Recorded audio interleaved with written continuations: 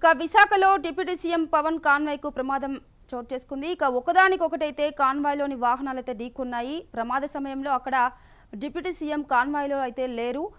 పవన్ను pickup చేసుకోవడానికైతే వెళ్తుండగా ఈ ఘటన చోటు చేసుకుంది.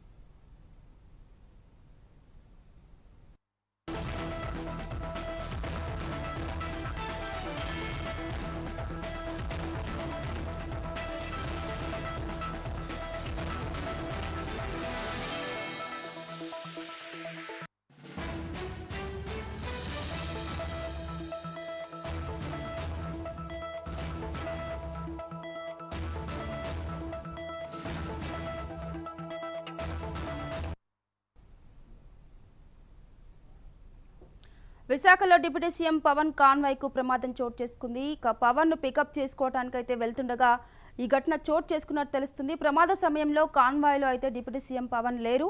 ఇక ఇదే అంశానికి సంబంధించి మరిన్ని అప్డేట్స్ మా ప్రతినిధి శ్రీనివాస్ అందిస్తారు. శ్రీనివాస్, రైట్, ఏదైతే ఆంధ్రప్రదేశ్ డిప్యూటీ సీఎం పవన్ కళ్యాణ్ పూర్తి స్థాయిలో నిన్నే నగరానికి చేరుకున్న పరిస్థితి అయితే ఉంది. అయితే అబ్దుల్ నజీర్ పవన్ కళ్యాణ్ ద్రౌపది ముర్ముకి ఐఎఫ్ఆర్ ఫీట్ రివ్యూకి వచ్చిన రాష్ట్రపతి ద్రౌపది ముర్ముకి స్వాగతం కూడా పలికారు.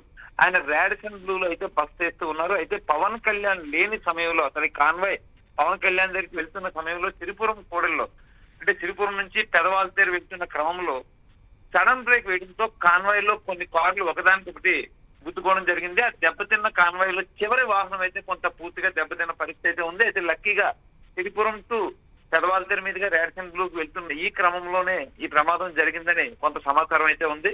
అయితే లక్కీగా ఆ టైంలో పవన్ కళ్యాణ్ లేకపోవడంతో అధికార యంత్రాంగం అంతా కూడా ఊపిరి పీల్చుకున్న పరిస్థితి అయితే ఉంది.